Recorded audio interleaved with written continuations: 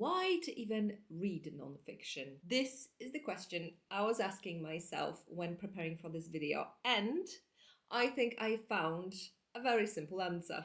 Hello to all of you amazing humans on the net. Welcome to my channel in which we talk about books. I am very new here on YouTube. I am just this tiny little, not even 2 months old YouTube baby. So please consider supporting me and subscribing to my channel if you also like talking about books. So I think the reason why we read non-fiction, it's simply to learn. And before you jump in and say, okay, but through fiction we also learn, yes, certainly we can also learn while reading fiction. However, that is not its primary function. For me, fiction's primary function is to tell a story and to transport me as a reader into completely different world. And memoirs fall into that category as well, because through memoirs we learn about real lives of real people, and actually often they encourage self-reflection in us, and through that we're learning more about ourselves. And today this is what we're talking about: 10 non-fiction books to read in 2025.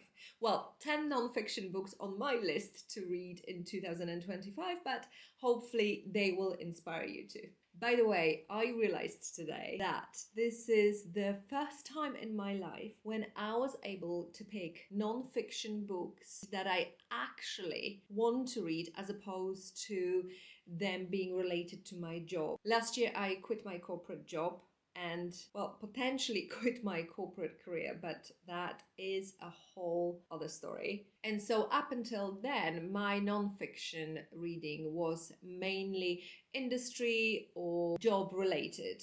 But not this year. This year I am reading exactly what I want to read, and this is very, very exciting for me. Let's dive in.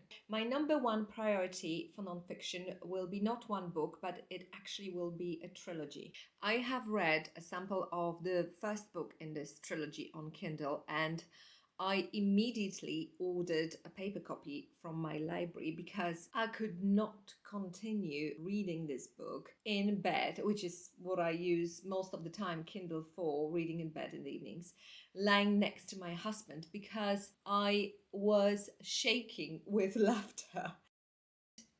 It's not that the book is funny. It's not a comedy. It's just that her writing is so cutting. I was immediately hooked. The books I'm talking about is the Living Autobiography by Deborah Levy. And I will read it in order, but you don't have to read them in order. They're supposed to be excellent standalones as well. And so the first one, this is the one of which sample I read, is titled Things I Don't Want to Know. And it starts with her flying to Mallorca to reflect on her life and her upbringing, which I believe it took place in South Africa. Early on in that sample, you also have references to writing. So I expect there will be some reflections on that too. Then you have The Cost of Living, which is the book I'm looking forward to the most. This is supposed to be all about modern womanhood and how all the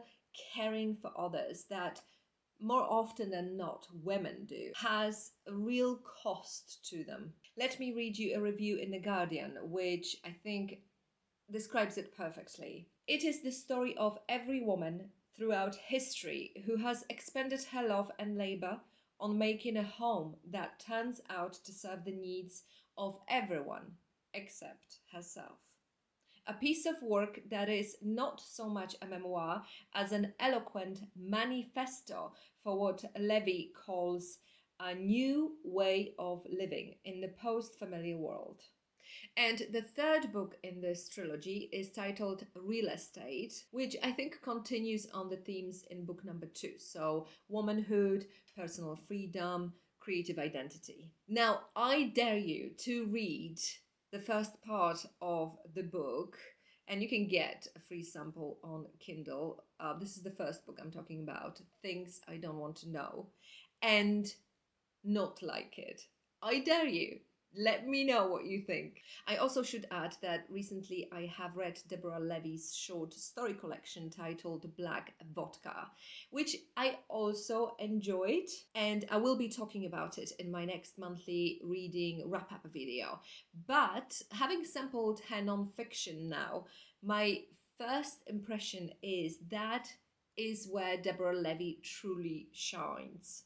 My next book is a fantastic little find in a second-hand bookstore, and that is POSH and Other Language Myths by Michael Quinion.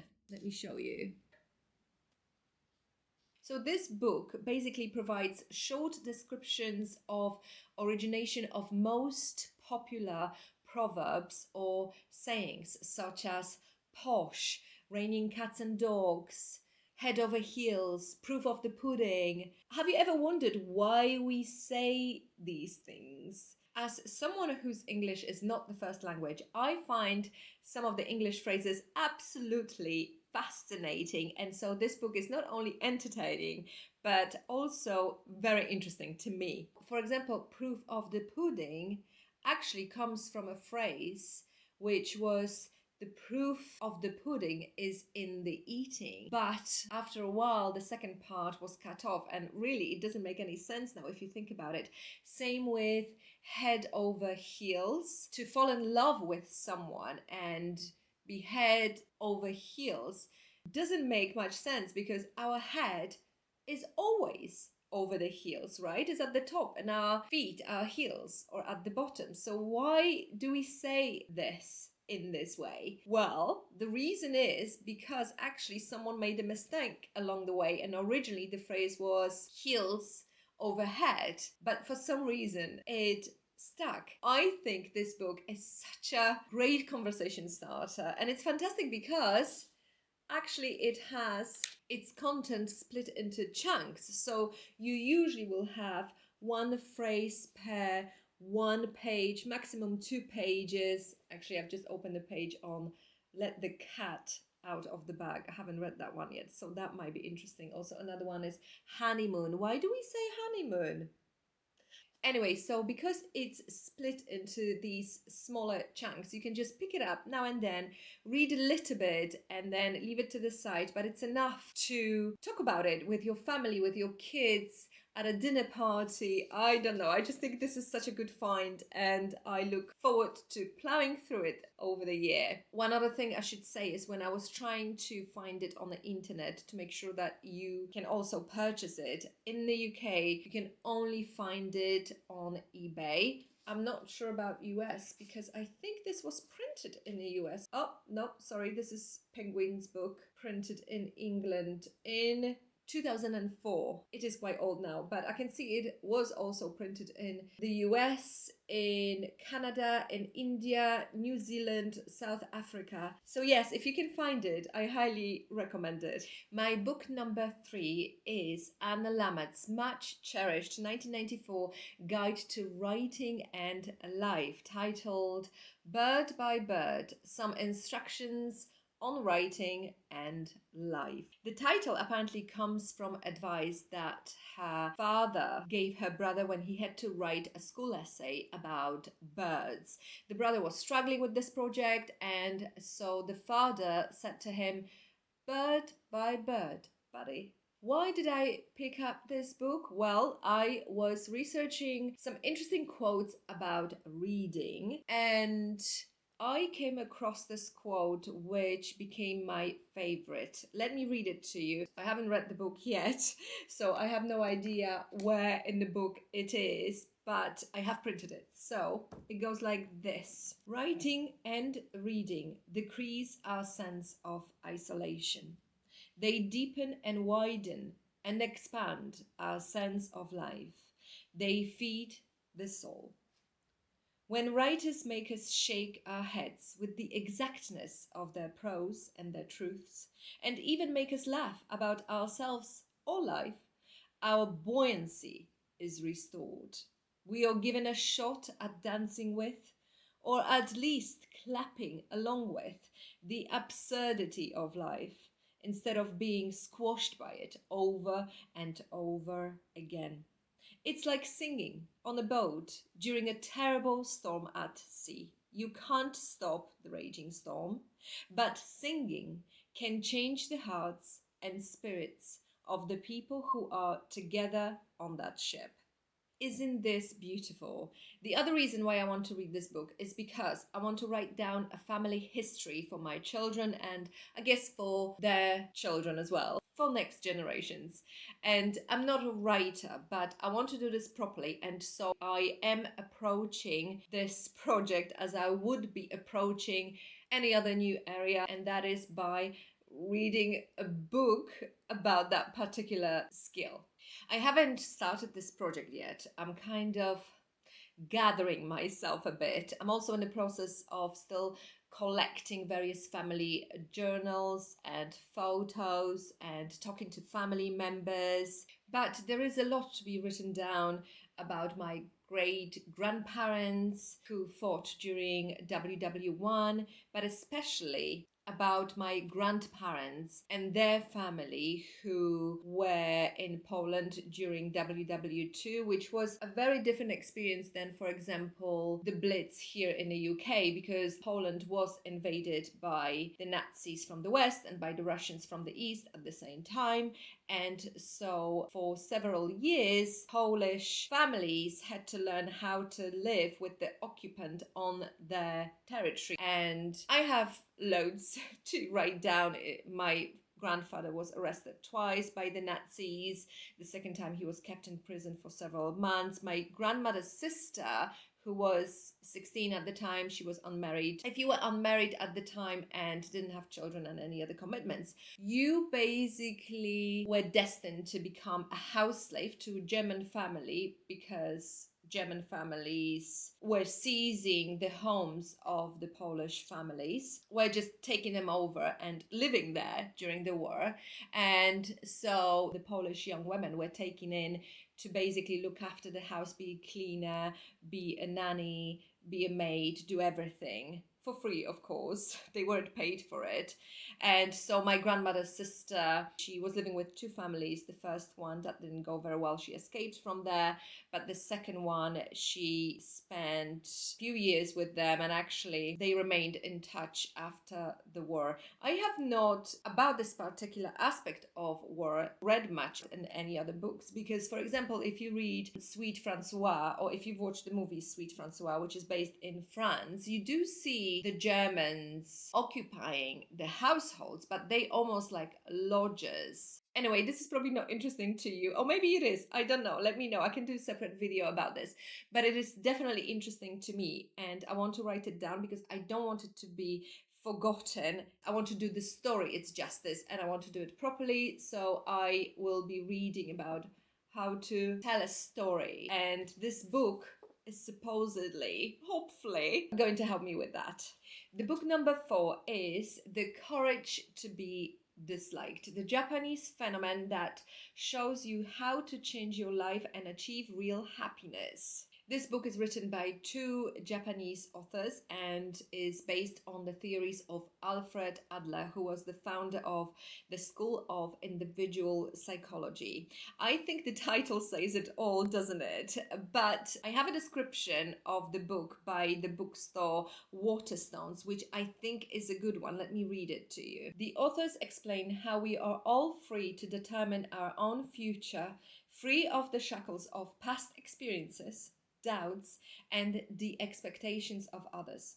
It's a philosophy that's profoundly liberating, allowing us to develop the courage to change and to ignore the limitations that we and those around us can place on ourselves. This book has been on my radar for a while. I have watched some reviews of this book on BookTube, and I know I will benefit from reading it. And perhaps, I know I may be generalizing, but especially for women, this book might be useful because I hope it provides framework to combat some of these social expectations and external validations that are felt, let's face it, especially by women.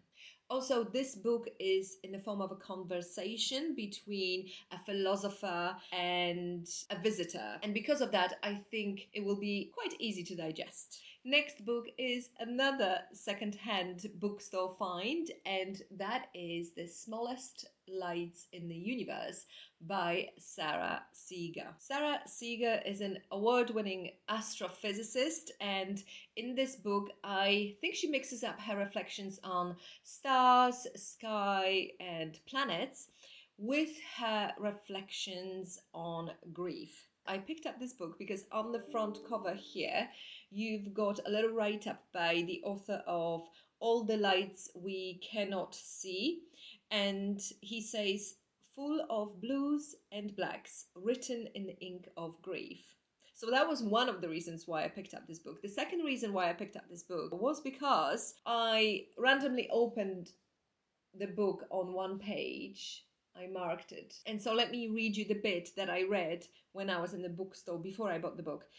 I hurried to the hospital. When I exploded into Mike's room, he was almost glowing, flush with his usual optimism, as though he were waiting for his turn to run a set of rapids. He wasn't sweating a single bead of concern. The news could have been worse, he said. Stage 3 is better than stage 4. At least he had been given a chance. I just have to get better, he said, the way he might name a chore on his regular to-do list. I just have to rake the lawn. I just have to do the dishes. I just have to get better. Sitting next to his bed, I looked at him and marveled. So it was this piece that it really spoke to my heart, and I picked up this book immediately, spent the whole £1, and now I'm very excited to read it in 2025. Phew, we're halfway through. By the way, the tea I'm drinking today is the most delicious tea. It is by Pukka? Pukka is the name of the brand. And it has fennel, cardamom, and aniseed in it. Apparently a winning combination. It's called Feel New. At number 6, we have Soldiers and Kings, Survival and Hope in the World of Human Smuggling by Jason DeLeon. This book has won an award, but which award, I don't remember. What I do remember is that this book is an effect of 7-year-long project from the author, who is an archaeologist examining human smuggling across the US-Mexico border. I am intrigued by this because I have never read anything on this topic, and also I love a well-researched book. Let me know if you have read this book and what you think. By the way, one of the books that I can fully recommend to you that is also extremely well researched is Stolen Focus. It is all about why and how human attention span has decreased so much in recent years. And this is different to the book called Indestructible, which I have read as well. That one is more about practical tips on how to improve your attention span and become less distracted. But Stolen Focus is more about looking at decreasing attention span as a societal and systematic issue. Next on my list is Strong Female Character by Fern Brady. This book has been quite popular here on BookTube, so I won't dwell on it too much, but in case you haven't heard of it at all, this is a memoir of a Scottish female comedian. She is autistic, and the publisher of the book describes it as a game-changer memoir on sexism and neurodiversity. So I'm expecting this to be very insightful. Also, I'm hoping it to be a little bit funny because she's a comedian. But yes, at the same time, I think it will be, or I hope it will be, thought-provoking too. By the way, in case you haven't noticed, I am wearing my hair differently today. It is inspired by Black Doves. Hands up who watched Black Doves over Christmas or before Christmas. I loved the show, found it very entertaining, and yeah, I just thought I'm gonna copy Keira Knightley, who was wearing her parting right in the middle as well, which I haven't done since my teens. And also, she had this wavy hair in many scenes of the show. So yeah, I'm trying to duplicate that. Obviously, you can tell that is what I was doing, right?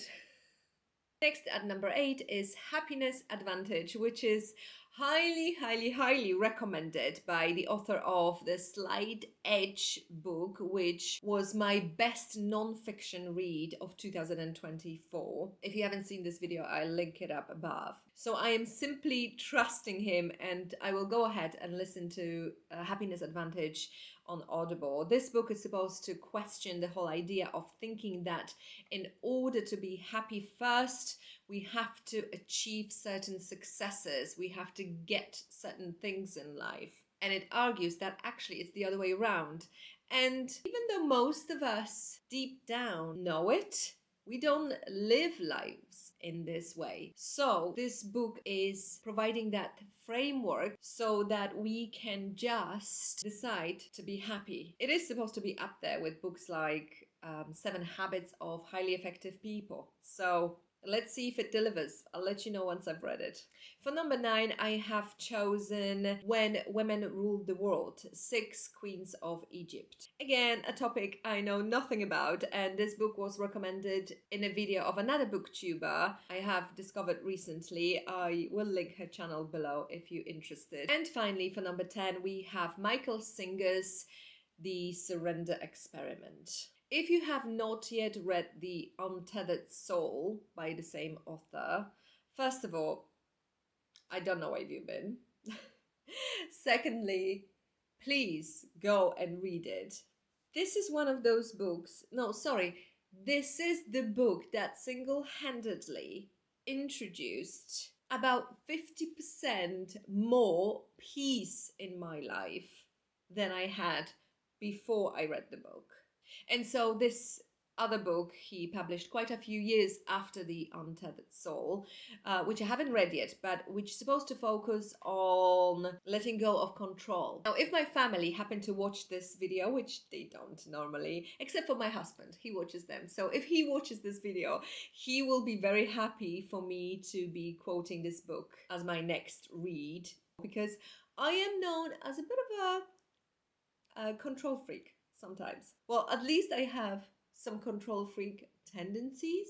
So let's see if this book will be as life-changing for me as the first book by Michael Singer. Okay, so that's the end of my list, and with a hand on my heart, I can't say I will read all of these 10 books in the next 12 months, just because I have so many fiction books and so many classics I want to tackle this year as well, all of which are listed in my 2 previous videos if you're interested. But I know that I will definitely read the first 3 books on my list, and then I will see if I have time for the other 7. If you have read one of the 7 books from number 3 to 10 on my list, then please let me know if you have any advice in terms of prioritizing them, and whether, in fact, maybe I should completely drop from my list because they, in your opinion, are unworthy. Thank you, and I will see you in my next video, which will be a monthly reading wrap-up, where I will talk about 3 well-known classics and 3 fiction books, amongst which there is an author who may have just become one of my favorite authors. And then the following week, watch me embarrass myself as I show you my extremely messy bookcase, which I will attempt to reorganize. See you next Friday.